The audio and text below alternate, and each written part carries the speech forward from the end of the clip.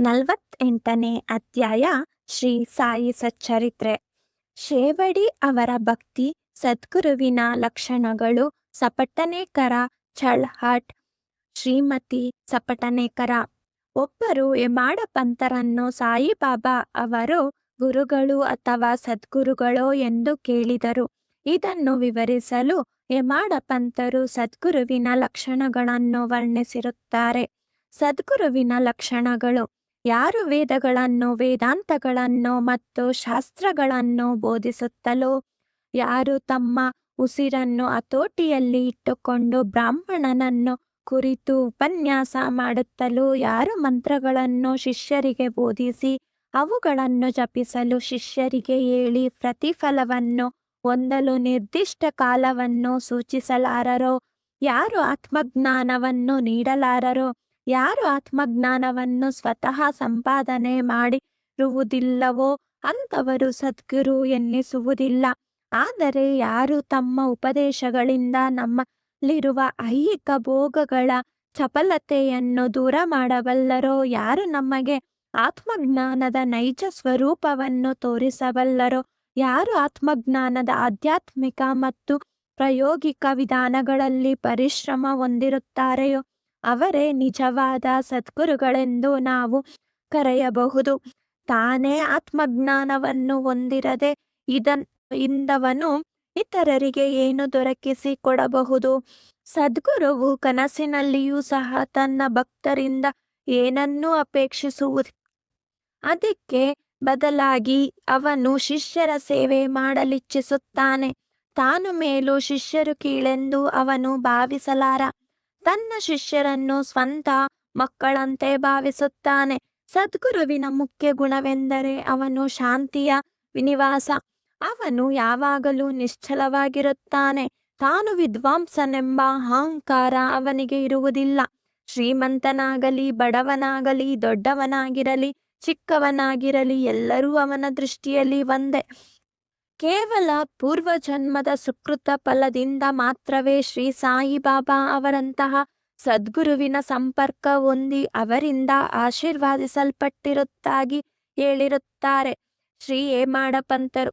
ಬಾಬಾ ಅವರು ತುಂಬಾ ಯೌವನದಲ್ಲಿಯೂ ಸಹ ಚಿಲುಮೆ ಒಂದನ್ನು ಬಿಟ್ಟರೆ ಇನ್ಯಾವುದನ್ನು ಇಟ್ಟುಕೊಂಡಿರಲಿಲ್ಲ.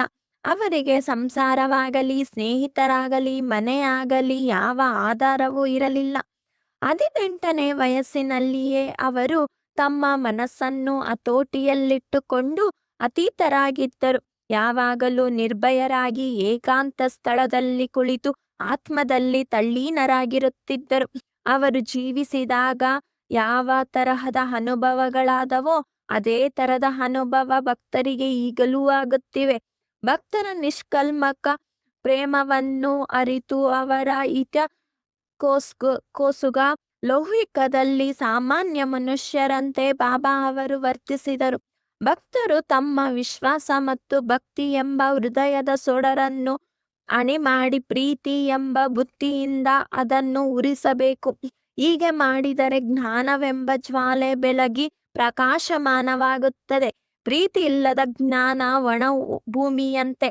ಆ ತರದ ಜ್ಞಾನವನ್ನು ಯಾರೂ ಅಪೇಕ್ಷಿಸುವುದಿಲ್ಲ. ಪ್ರೀತಿ ಇಲ್ಲದೆ ತೃಪ್ತಿ ಇರುವುದೇ ಇಲ್ಲ. ಅದುದರಿಂದ ನಮ್ಮಲ್ಲಿ ನಿಶ್ಚಲವಾದ ಅಪಾರವಾದ ಪ್ರೇಮವಿರಬೇಕು.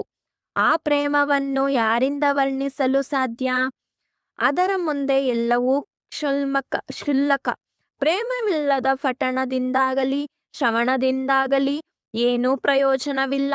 ಪ್ರೀತಿ ಅಥವಾ ಪ್ರೇಮದ ಹೊಂಬೆಳಕಿನಿಂದ ಭಕ್ತಿ, ಶಾಂತಿ, ವೈರಾಗ್ಯ, ಮುಕ್ತಿ ಎಲ್ಲವೂ ದೊರಕುತ್ತದೆ. ಪ್ರೇಮವು ಯಾವುದರಲ್ಲಿಯೂ ತಾನಾಗಿಯೇ ಅಂಕುರಿಸುವುದಿಲ್ಲ. ಅದನ್ನೇ ಕುರಿತು ದೀರ್ಘವಾಗಿ ನಾವು ಶ್ರದ್ಧೆಯಿಂದ ಧ್ಯಾನ ಮಾಡಬೇಕು. ನಿಜವಾದ ಹಂಬಲ ಮತ್ತು ಸಂಯಮ ಇದ್ದರೆ ಪರಮಾತ್ಮನು ತಾನೇ ಸ್ವತಃ ಅವತರಿಸುವನು ಎಂಬುದನ್ನು ಭಕ್ತರು ಅರಿತುಕೊಳ್ಳಬೇಕು.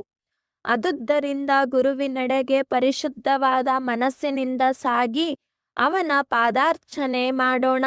ಆಗ ನಾವು ಅವನಿಂದ ರಕ್ಷಿಸಲ್ಪಡುತ್ತೇವೆ. ಈ ಕೆಳಗಿನ ಭಕ್ತರ ಅನುಭವಗಳು ಈ ನೀತಿಯನ್ನು ನಿದರ್ಶಿಸುತ್ತದೆ. ಸಪಟನೇಕರ. ಅಕ್ಕಲಕೋಟೆಯ ಸಪಟನೇಕರ ವಿದ್ಯಾರ್ಥಿಯಾಗಿ ಕಾನೂನು ವ್ಯಾಸಂಗ ಮಾಡುತ್ತಿದ್ದರು. ಅವರು ಒಂದು ದಿನ ತಮ್ಮ ಸಹ ವಿದ್ಯಾರ್ಥಿಯಾದ ಶೇವಡೆ ಅವರನ್ನು ಸಂಧಿಸಿದರು.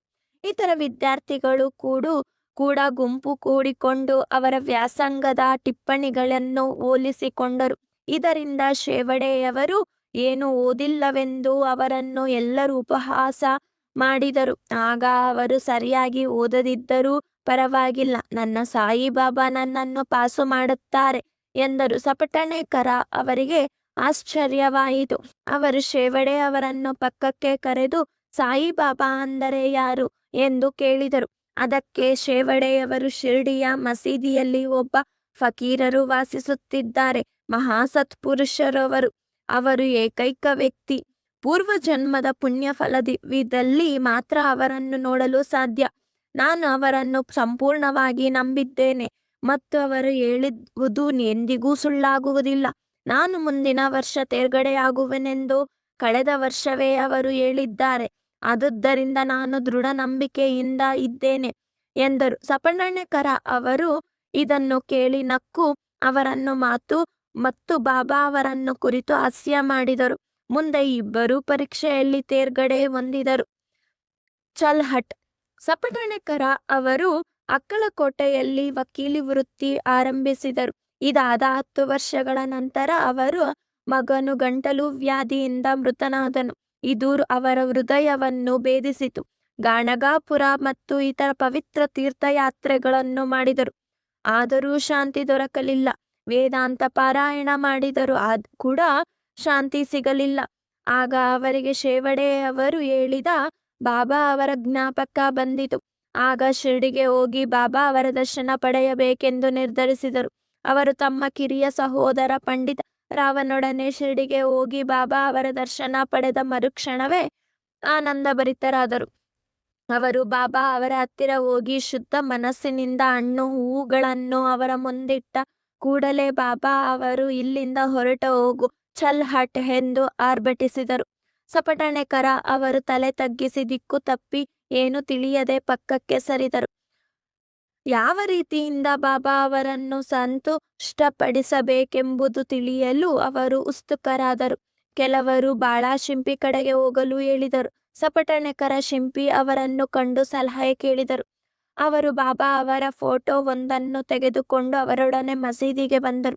ಬಾಳಾ ಶಿಂಪಿ ಫೋಟೋ ತೆಗೆದುಕೊಂಡು ಬಾಬಾ ಅವರ ಕೈಗಿತ್ತರು ಮತ್ತು ಅವರು ಯಾರ ಫೋಟೋ ಎಂದು ಕೇಳಿದರು. ಬಾಬಾ ಅವರು ಸಪಟನೇಕರ ಅವರ ಕಡೆಗೆ ಕೈ ಮಾಡಿ ಅದು ಅವನ ಒಡೆಯನದು ಎಂದರು ಮತ್ತು ಗಹಗಹಿಸಿ ನಕ್ಕರು. ಬಾಬಾ ಅವರನ್ನು ನಗುವಿನ ಅರ್ಥವೇನೆಂದು ಕೇಳಿ ಸಪಟನೇಕರರಿಗೆ ಹತ್ತಿರ ಬರಲು ತಿಳಿಸಿದರು. ಸಪಟನೇಕರ ಹತ್ತಿರ ಬಂದೊಡನೆ ಬಾಬಾ ಮತ್ತೆ ಹೊರಟು ಹೋಗು ಎಂದರು. ಆಗ ಅವರಿಗೆ ಏನೋ ತೋಚದಾಯಿತು. ಆಗ ಅವರಿಬ್ಬರು ಬಾಳಾ ಮತ್ತು ಸಪಟನೇಕರ ಕೈ ಜೋಡಿಸಿ ಬಾಬಾ ಅವರ ಮುಂದೆ ನಿಂತರು. ಬಾಬಾ ಅವರು ಸಪಟನೇಕರ ಅವರಿಗೆ ಇಲ್ಲಿಂದ ಕೂಡಲೇ ಹೊರಟು ಹೋಗು ಎಂದು ಮತ್ತೆ ಆಜ್ಞಾಪಿಸಿದರು.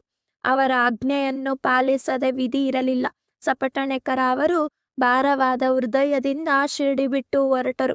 ಮುಂದಿನ ಸಲವಾದರೂ ದರ್ಶನಕ್ಕೆ ಮತ್ತು ಸೇವೆಗೆ ಅವಕಾಶ ಕೊಡಿ ಎಂದು ಪ್ರಾರ್ಥಿಸಿದರು. ಶ್ರೀಮತಿ ಸಪಟನೇಕರ. 1 ವರ್ಷ ಕಳೆಯಿತು, ಆದರೂ ಸಪಟನೇಕರ ಅವರಿಗೆ ಶಾಂತಿ ದೊರಕಲಿಲ್ಲ. ಗಾಣಗಾಪುರಕ್ಕೆ ಮತ್ತೆ ಹೋಗಿ ಅಲ್ಲಿ ಕೆಲವು ದಿನ ಕಾಲ ಕಳೆದರು. ಆ ನಂತರ ಜಲಗಾಂವಕ್ಕೆ ಹೋಗಿ ಕೊನೆಗೆ ಕಾಶಿಗೆ ಹೋಗುವುದೆಂದು ನಿರ್ಧರಿಸಿದರು.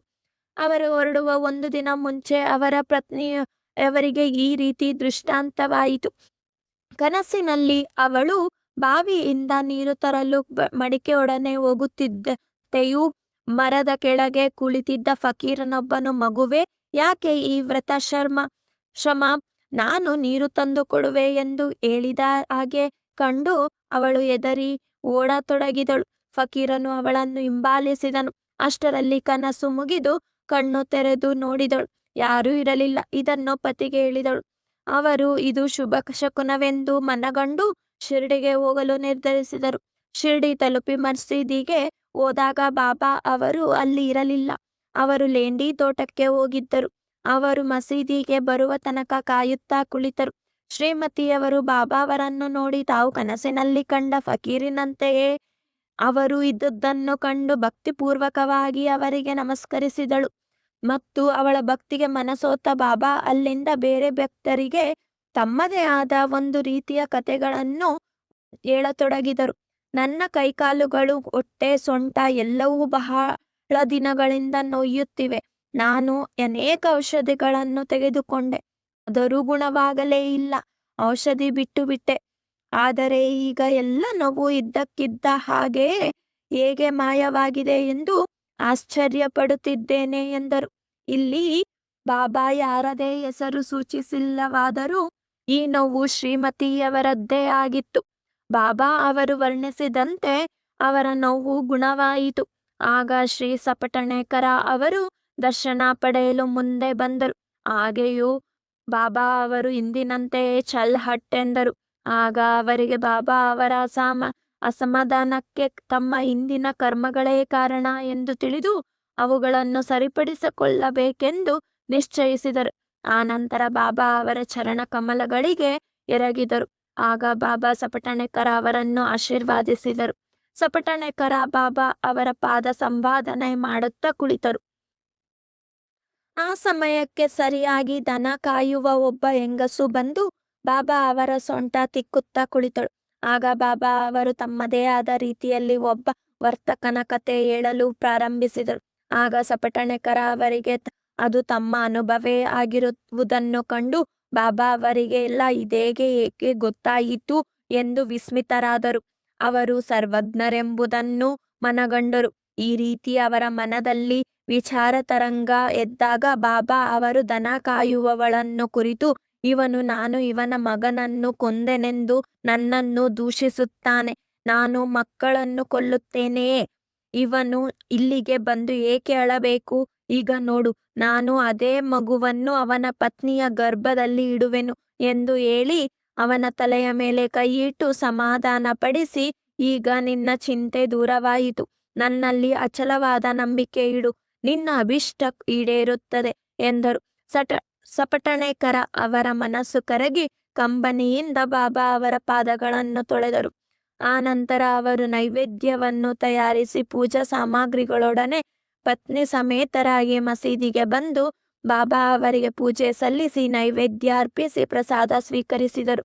ನಂತರ ಪ್ರತಿದಿನ ಇದೇ ರೀತಿ ಪೂಜಿಸತೊಡಗಿದರು. ಒಂದು ದಿನ ಮಸೀದಿಯಲ್ಲಿ ಬಹಳ ಜನಸಂದಡಿ ಇತ್ತು. ಸಪಟಣೇಕರ ಅವರು ಜನಸಂದಡಿಯಲ್ಲಿ ನುಗ್ಗಿ ಆಗಾಗ್ಗೆ ಬಾಬಾ ಅವರಿಗೆ ನಮಸ್ಕರಿಸುತ್ತಿದ್ದರು.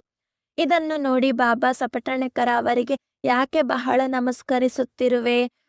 ಪ್ರೀತಿ ಮತ್ತು ಭಕ್ತಿಯಿಂದ ಒಂದು ನಮಸ್ಕಾರವೇ ಸಾಕು ಎಂದರು. ಅಂದಿನ ರಾತ್ರಿ ಈ ಹಿಂದೆ ಹೇಳಿದ ಚಾವಡಿ ಮೆರವಣಿಗೆಯನ್ನು ಸಪಟಣೇಕರ ಅವರು ಕಂಡರು. ಆಗ ಬಾಬಾ ಅವರು ಅವರಿಗೆ ಪಂಢರಾಪುರದ ಪಾಂಡುರಂಗನಂತೆ ಕಂಡರು. ಮಾರನೆಯ ದಿನ ಶಿರ್ಡಿಯಿಂದ ಹೊರಡುವುದಕ್ಕೆ ಮೊದಲು ಸಪಟಣೇಕರ ಅವರು ಬಾಬಾ ಅವರಿಗೆ 1 ರೂಪಾಯಿ ದಕ್ಷಿಣೆ ಕೊಡಬೇಕೆಂದು ಪುನಃ ಕೇಳಿದರೆ ಇಲ್ಲ ಎಂದು ಹೇಳದೆ ತಮ್ಮ ಖರ್ಚಿಗೆ ಸ್ವಲ್ಪ ಹಣ ಇಟ್ಟುಕೊಂಡು ಉಳಿದುದೆಲ್ಲವನ್ನು ಕೊಡಬೇಕೆಂದು ಯೋಚಿಸಿದರು. ಅವರು ಮಸೀದಿಗೆ ಹೋಗಿ 1 ರೂಪಾಯಿ ದಕ್ಷಿಣೆಯನ್ನು ಅರ್ಪಿಸಿದಾಗ ಅವರು ಇಚ್ಛೆಯಂತೆಯೇ ಬಾಬಾ ಅವರು 2 ರೂಪಾಯಿ ಕೇಳಿದರು. ಅದನ್ನು ಸಪಟಣೇಕರ ಕೊಟ್ಟರು.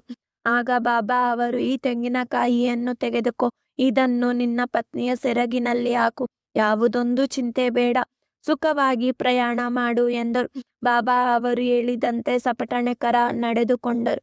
1 ವರ್ಷದೊಳಗಾಗಿ ಅವರಿಗೆ ಪುತ್ರ ಸಂತಾನವಾಯಿತು. ಮಗುವಿಗೆ 8ನೇ ತಿಂಗಳಿನಲ್ಲಿ ದಂಪತಿಗಳಿಬ್ಬರು ಮಗುವಿನೊಡನೆ ಶಿರ್ಡಿಗೆ ಬಂದರು. ಬಾಬಾ ಅವರ ಪಾದದಲ್ಲಿ ಮಗುವನ್ನು ಇಟ್ಟು, ದೇವರೇ, ನಿಮಗೆ ಸಾಷ್ಟಾಂಗ ನಮಸ್ಕಾರಗಳು. ನಿಮ್ಮ ಋಣ ತೀರಿಸುವ ಬಗ್ಗೆ ನಮಗೆ ತಿಳಿಯದು. ಈ ಬಡವರನ್ನು ಆಶೀರ್ವಾದಿಸಿ ಕಾಪಾಡಿರಿ. ನಮಗೆ ನಿಮ್ಮ ಚರಣಗಳೇ ಸರ್ವಸ್ವ. ನಮ್ಮನ್ನು ಆಶೀರ್ವಾದಿಸಿರಿ ಎಂದು ಪ್ರಾರ್ಥಿಸಿದರು. ಶ್ರೀ ಸಾಯಿ ಪ್ರಣಾಮ. 48ನೇ ಅಧ್ಯಾಯವು ಸಂಪೂರ್ಣವಾಯಿತು.